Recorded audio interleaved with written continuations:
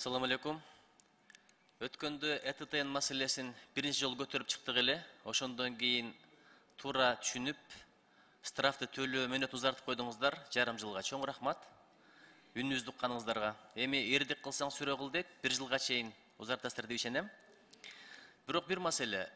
2023 жылдын 31 декабрь келди. 24 жылдын 1 январы. Адамдар дагы деле ЭТТН көтө элек болсо эмне кыласыздар? Анда уже штрафтар кирет күчүнө, анткени ошол жыл ичинде уведомлениялар сөзсүз түрдө келип турат да.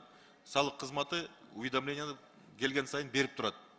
ЭТТНди киргизиңиздер уведомление. Эгерде дагы бир киргизбесе кайра уведомление келет. Ошол уведомлениялардын баары толгондон кийин 1 январдан баштап уже штраф кирет. Ошондо эч ким айта албайт, бизге түшүндүрүү иштерин жүргүзгөн жок. Анда бул өзүнүн ыктыяры менен карама каршыга чыгып атканды билгизет да. Менимче план түзүш керек. Мамлекеттик структуралар кандай иш кылат, бизнес ассоциациялар эмне кылат, анан келишим түзүңүздөр. Болбосо биз акыркы срокко чейин калтыра беребиз, кайра эле ушул маселе чыгат да. Нуржит Кадырович, негизи ЭТТНди киргизүү тууралуу иштер токтобойт. Бир гана ошол айып пулдарды салуу мөөнөтүн узартып атабыз, анткени ошол жыл ичинде ишкерлерге жеткиликтүү кылып, жардам берип, ошо ЭТТНдин складдарды регистрациясын ачтырып, ошолорду иштегенге үйрөтүп, 1 жылдын ичинде мен ойлойм ошол жумушту алгылыктуу алып барганга убакыт жетишет. Жөнөкөй эл үчүн түшүндүрүп бериңиздерчи, ЭТТН менен электрондук счет фактуранын айырмасы эмнеде? Нуржигит Кадырбекович, электрондук счет фактура ЭТТН экөөнүн айырмасы, эң негизги айырма бул электрондук счет фактура 10 күнүн ичинде жазганга уруксат да. Ал эми ЭТТНди чыгаарда жаздыртып алып анан чыгыш керек ишкерчи. Негизги ушул экөөнүн айырмачылыгы ушул да. Эмесе штраф салып атканда ЭТТН боюнча эскертүү берилип туруп, андан кийин штраф салынат экен. Электрон счет фактура боюнча эскертүү бербей туруп эле салынып атыптыр да, ошол экөөнү бирдей кылып койсо болобу? СФда бизде бүгүнкү күндө штраф жок. Кандай жок? Счет фактура боюнча физикалык тараптардан 10 000 сом, юридикалык тараптардан 28 000 сом деп атпайбы?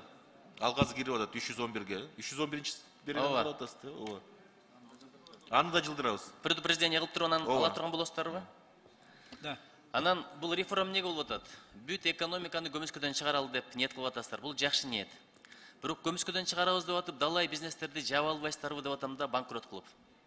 Ушундай риск барбы? Нуржигит Кадырбекович, бул ыкма бүт Советтер Союзунда иштеген мамлекеттердин баардыгы киргизип бүткөн да. Биз эң эле акыркылардан болуп туруп киргизип атабыз. Эң акыркысы. Ошондуктан мен ойлойм, башка жакка качып барганда деле ошол жакта ошол ыкмаларды колдонушуп атат. Мен эмнеге коркуп атам? Анткени бүткүл өнүккөн дүйнөдө 4% менен кредит алса болот. А бизде улуттук банктын учетный ставкасы 14%. Банктар, коммерциялык банктар үстүнө кошуп 18-20%. А тапкан кирешеси рентабельность 15% болсо, ушунун бардыгы анан кийин көмүскөгө кайра өтүп кетеби деп коркуп атам да. Нуржигит Кадырович, негизи көмүскөдөн чыгаруу экономика бул жөн эле ишкерлерди көмүскөдөн чыгаруу эмес. Бул чоң мындай комплекс мер да. Мына пайызсыз кредиттерди берип атабыз. Мисалы үчүн сиздин талабыңыз ошол пайызсыз кредиттер действительно жанагы майда чакан бизнеске жетип атабы же чоң бизнестин оборотторуна кетип атабы деген да суроолор болот. Эгерде оборотту көргөндөн кийин биз четкий градация кылабыз да. Чакан бизнес, орто бизнес, жаңы башталган бизнес, анткени обороттору көрүлгөндөн кийин, эгерде эртең ошол ишкер кайрылгандан кийин действительно тактайт да, менин оборотум ушунча болуп атат. Менин оборотум көбөйтүш үчүн дагы ушунча акча каражат керет дегенде система ачык айкын болот да.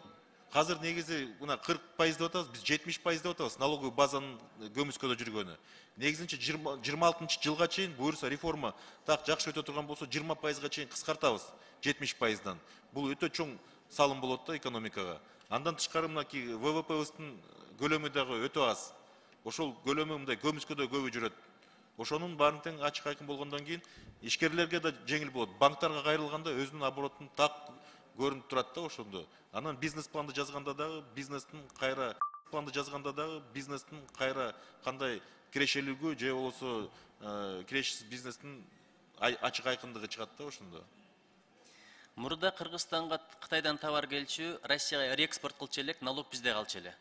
Азыр эми Казакстан ВТОнун ставкасы менен растаможка кылып, арзан келип атат товарлар. Налог Казакстанда калып атат, бизге контрабанда келип атат. Эми Жок, ал жалган, ал туура эмес. Анткени Казакстан биз кабыл алган 5 мамлекеттин алкагында пошлинаны, таможенный пошлинаны ылдый кылып же өйдө кыла албайт, өз алдынча.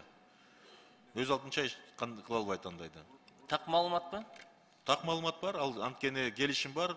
Андан тышкары ал жанагы 5000 товарларга изъятие алган. Изъятиянын алкагында ошол ички товар жүгүртүүгө гана мүмкүнчүлүк берет. Эгерде ал сыртка чыга турган болсо, жана Борбайда коюлган келишим бар, ал өзүнүн эмеси анда жана келишимди бузган болуп калат да. Билесиз, мен кичинерээк дүкөндөр болсо дагы супермаркетке караганда кичинекей дүкөндөрдөн алам да. Анткени ал жумуш орундары, адамдар тиричилигин кылып атат, Кыргызстан жарандары. Азыр мисалы Народныйга барасыңбы, Глобускабы, Фрунзегеби, же Досторго барасыңбы, бүт чет өлкөлүктөр да ээлери. Анан ойлоп атам да, ушу майда дүкөндөр, майда ишкерлер, чарбалар жабылып калып, анан супермаркеттер калып, акча дагы сыртка чыгып кетеби деп, ушундай коркунуч жокпу? Жок, тескерисинче, Нуржигит Кадырович, тескерисинче ошол магазиндердин баарын колдоп атпайбызбы, салыктан бошотуп. Мисалы үчүн алардын да ставкалары да төмөндөтүлгөн. Мисалы үчүн жана супермаркеттердин алардын эмелери, ставкалары чоңураак болот алар наоборот. Ошон үчүн салыкты түздөн түз төлөйт сразу. Жана чакан дүкөндөр тескерисинче эмеден бошотуп атпайбызбы. Даже Бишкек шаарында айрым райондордо турган магазиндин обороту 20 миңге чейин жетпейт, күнүмдүк обороту. Өткөндө биздин министр комитет төрагасы урматтуу ал киши айтып калды да, мындай зекет жөнүндө, зекет эле бериш керек деп. Бирок мен айттым эле, зекет бул 2,5% болот. Сиздер 4% кайдан алдыңыздар?